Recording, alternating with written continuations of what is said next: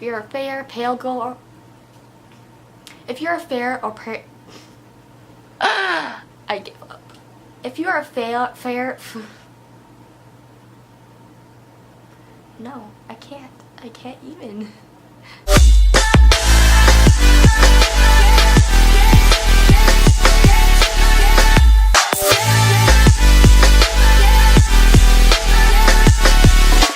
So today I am talking about the new Wet n Wild Photo Focus foundation. I'm in the color Porcelain, and I'm going to be doing a review slash demo on this foundation for you guys because I've been testing it out and I just want to go over the pros and cons. If you're interested in knowing the pros and cons about the new Wet n Wild foundation, then keep on watching. I just want to start out by saying I am really sick right now. I look really rough. I look disgusting.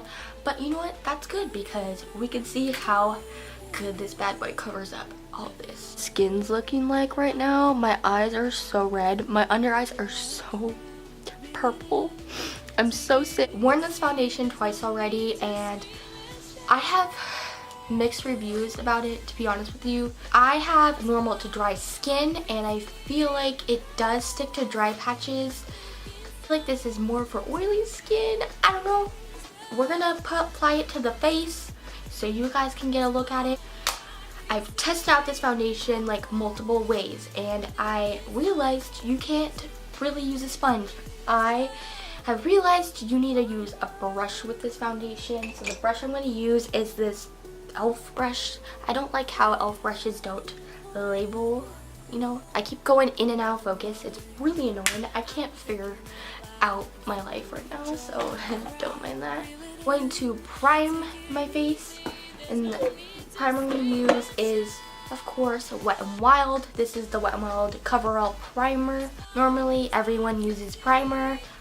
Actually, to be honest, that's a lot of product, but I really don't wear primer. I actually really do like this primer. I feel like this is kind of a primer that anyone can use, any skin type.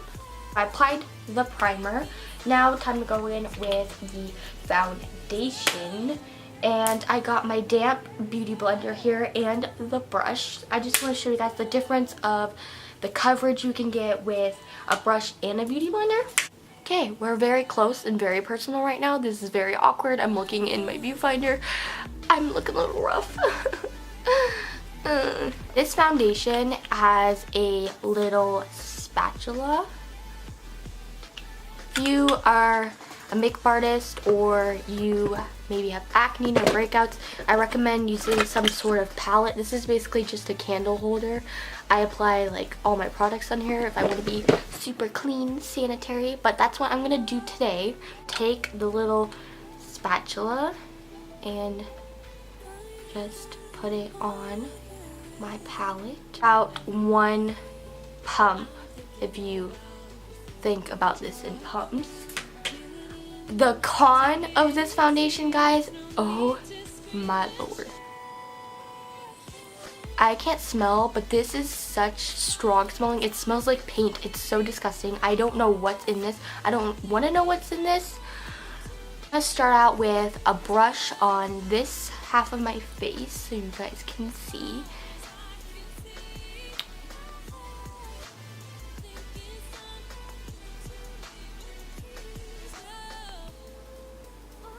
Normally, if this was a normal day, I probably would have used color corrector, but I'm just using a brush so you guys can see the coverage.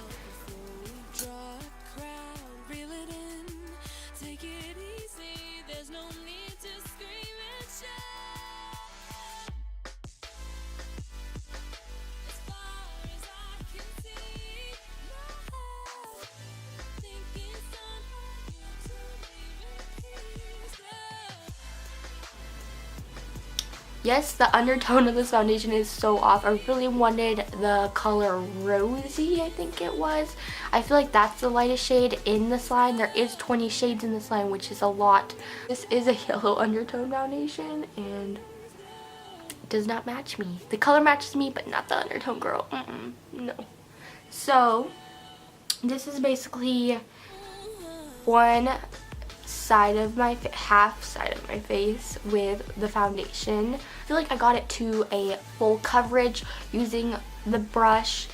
Of course, I'm looking a little rough and I need some concealer, but you know, it's not bad coverage. If you are looking for something to really cover up a lot, I think you would like this foundation.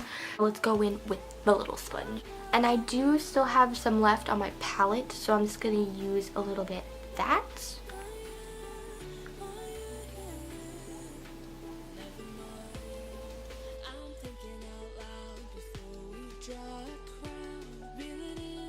This is definitely a con I have run into using a sponge. It just looks streaky.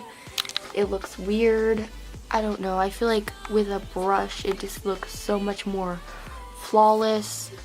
I don't know. Do you guys see that? Like, look how streaky it looks. Which is so weird because the sponge normally doesn't do that. So, I'm going to go over all this with the sponge.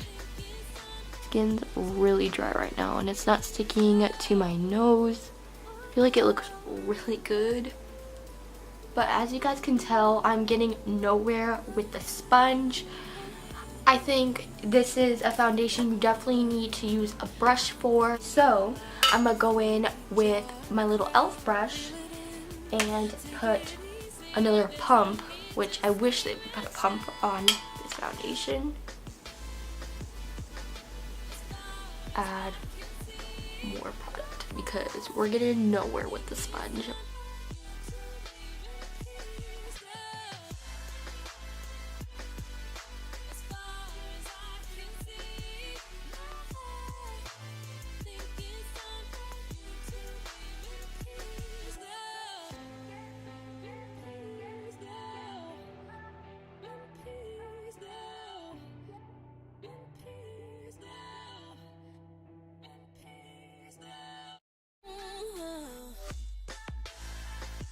I'm now going to go in with my sponge and kind of smooth everything out. Take away any excess product that may be on my face.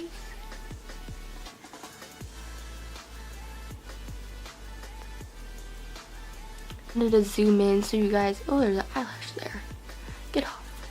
I want to zoom in so you guys can see the texture of my face.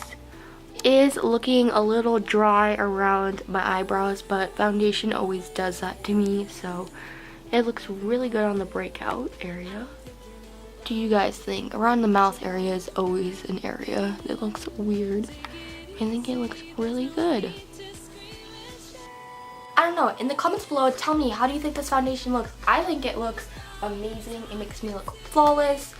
I didn't even go over the claims of this foundation. You're probably like, girl, what does this foundation do? Why is it so amazing? Oh, this foundation is saying goodbye to Flashback. If you don't know what Flashback is, it's basically when, you know, you take a photo and you're using flash and you get that white cast on your face, which is not attractive, honey. So this foundation is supposed to look good with any light setting.